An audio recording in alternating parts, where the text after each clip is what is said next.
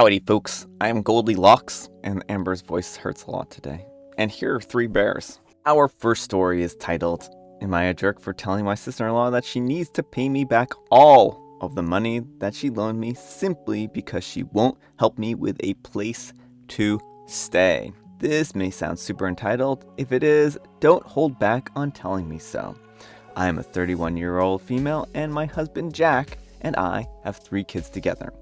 We've been together for 9 years. Over the course of the past 9 years, I personally have helped my sister-in-law Heather, husband's sister, with over $12,000. In the beginning of our relationship, we had to stay with her for 3 months while we found a place to live during that time, and I had given her over $9,000.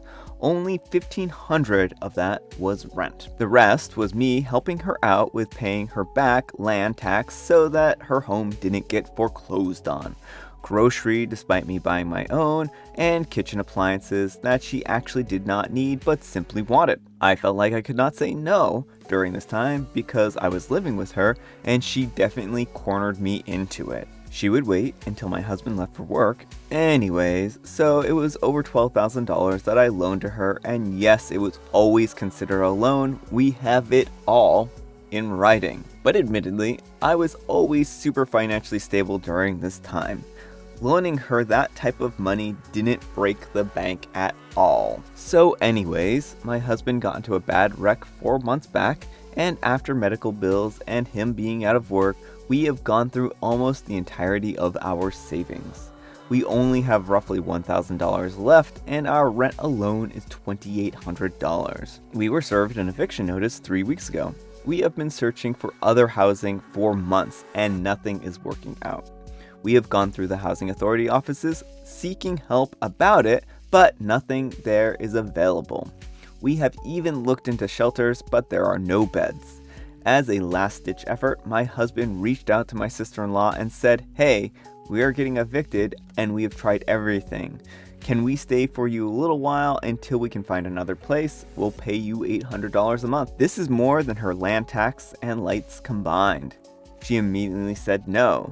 She's like, "Yeah, I don't know, man. I actually just don't want anything living here with me. Ask Mom." Keep in mind that she has an 8-bedroom home and they only use 2 of them. My mother-in-law, on the other hand, has a 1-bedroom tiny home. He just hangs up because he was actually visibly hurt that she would say no concerning all that we have done for them and all we have loaned them. Even just 6 months ago, we loaned her $650 so her husband could buy a truck.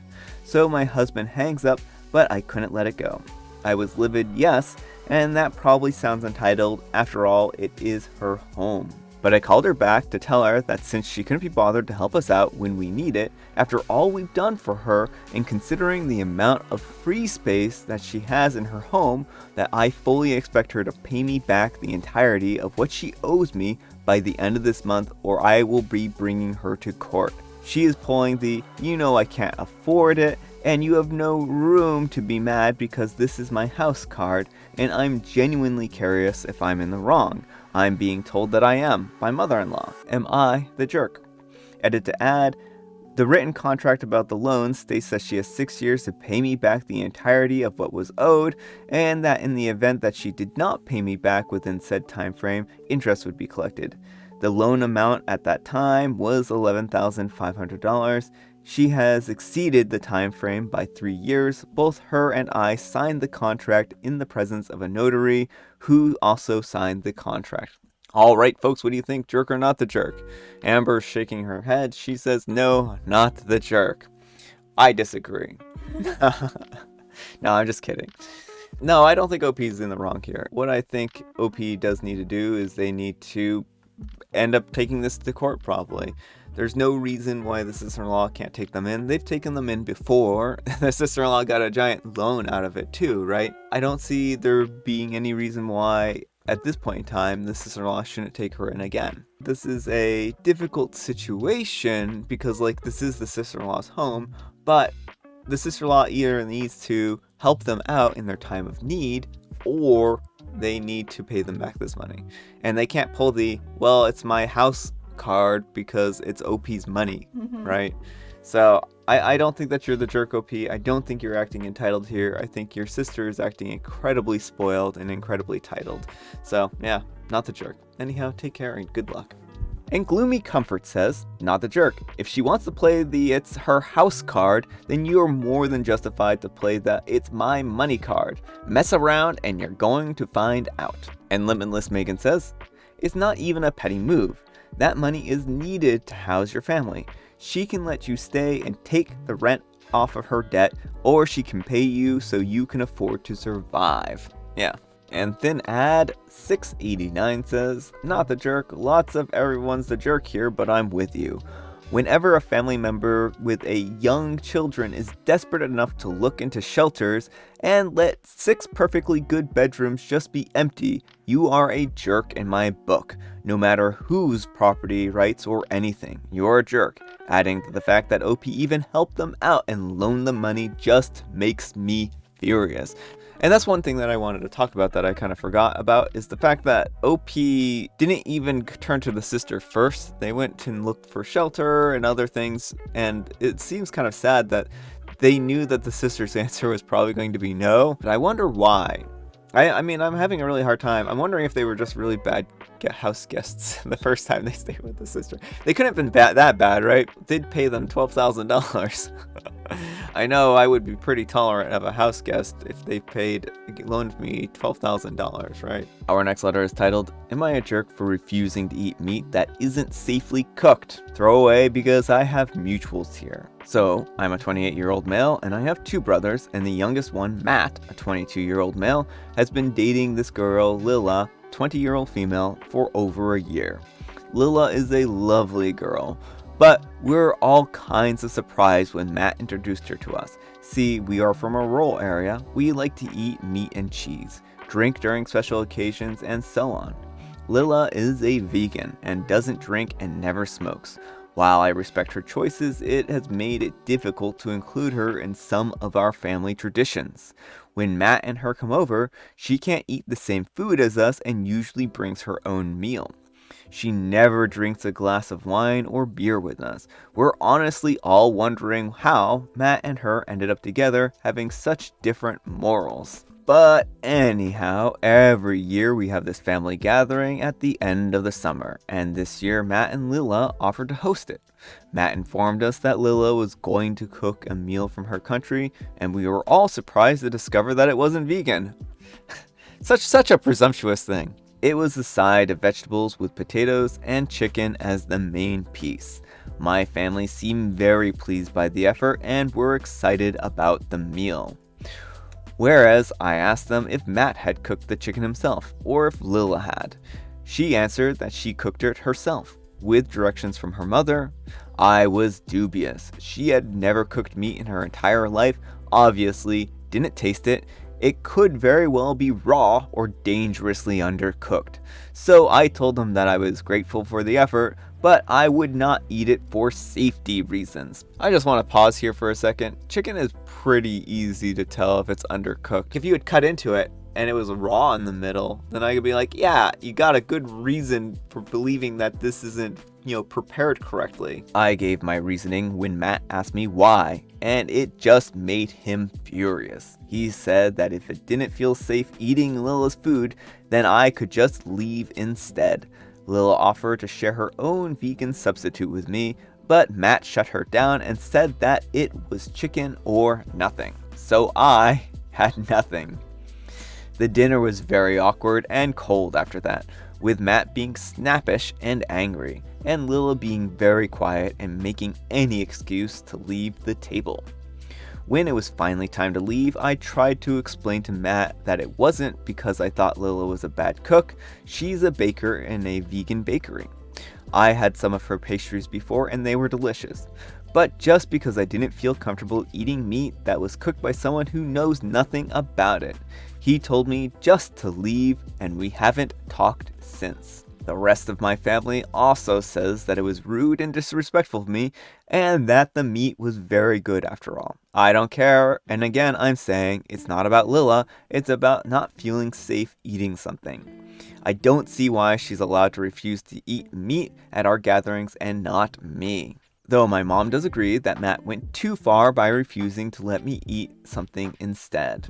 Am I the jerk? Too long didn't read. I refused to eat meat that was cooked by a vegan because I didn't feel safe doing so, and my family thinks it's disrespectful. Info. For the people calling me racist, we're all white, not religious, but from different European countries. Also, I shouldn't have used the word morals, which seems to have a deeper meaning than what I thought. Alright folks, what do you think, jerk or not the jerk?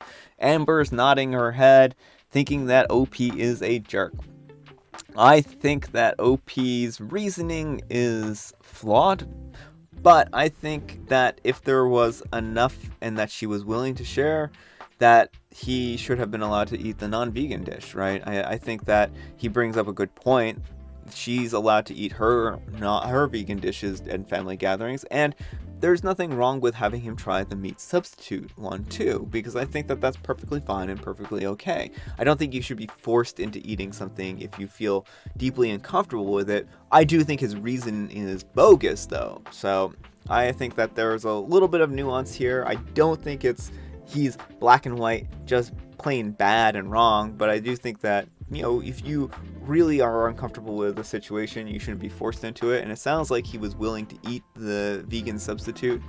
And I also want to point out that this family doesn't feel like they're really accepting her. She has to bring her own meal, and I think this was part of the reason why she was doing this, is hopefully to extend an olive branch to show them, hey, if you come over to my house, I'm going to cook a meal that everyone can enjoy and eat, and then hopefully in the future they're going to reciprocate and actually provide her with meals that she can eat. It doesn't take that much effort to make another meal that someone else can eat, and I think it's really in poor taste to not prepare something for her and to expect her to bring her own dish. So either make it a potluck and have people bring vegan options, or start having a actual vegan option for her, because that seems like it should be easy enough to do. So I think it's unfortunate the family hasn't started accepting her more. And so what if she doesn't drink or smoke? Also, maybe get her a beer substitute. Maybe get her like a fizzy drink so she doesn't have to drink beer with you. So there's lots of things that you can do to include her in these traditions. It doesn't have to be the purest form of your tradition, right? So that's my thoughts here. Anyhow, take care and good luck. Nyaxia123 says, "You're the jerk. She works in food. She would know if the chicken is raw, and you could have checked it yourself when the food was served. You chose to make a scene, and you clearly don't like her anyways, seeing as how you think her dietary habits should be a deal breaker in her relationship. She went out of her way to not only make something she thought you would like, even though she couldn't even eat it herself, and also wanted to share her culture with you, and you chose to shame her for the effort that she put into it. Good on your family for trying it. Shame on you, OP." And Mac Tep Chicken says, his family should also try to include something in their meals for her, since she apparently has to bring her own food anytime they have gatherings. Alright folks, that's all the time we have for today. I hope you enjoyed the Saturday morning special. I will tell you about my tea experience yesterday. Amber did pick out a tea for me last night. And this of course is Saturday morning, so I have coffee now, but again, the random number generator foiled me, and I ended up guessing mint as my last choice once more. Oh, it was my second guess? Okay, well, I am apparently exaggerating this in my mind. I think that I'm more terrible at guessing than I am, but yeah, it was mint. But coffee this morning. And then you complained that the random number generator was lying. Yeah, the number... Okay, so Amber is using a Google random number generator. Do you people even trust Google? I don't trust Google. Why would we trust that they could make a random number generator that was fair? I don't. There's no reason for me to believe that. So Brian was like, how do you know it includes the endpoints? And my endpoints were 1 and 3, and it was giving me 3s for mint. And then he's like, well, show me this until you generate a 1. So the next one, I generated a 1 on. And he's like, well, I don't believe it still. Yeah, I don't believe it. I don't believe it at all. I think she's just switching around the numbers. She's like, oh yeah, today 1 means mint. Tomorrow 2 means mint. Thanks so much for watching. I'm just giving her a hard time, folks. Thanks so much for watching, and we will see you all tomorrow. And she waves bye. Our next letter is titled, Am I the jerk for refusing to eat local meat that isn't local meat? Where did that even come from, Brian? There's no local in this entire sentence.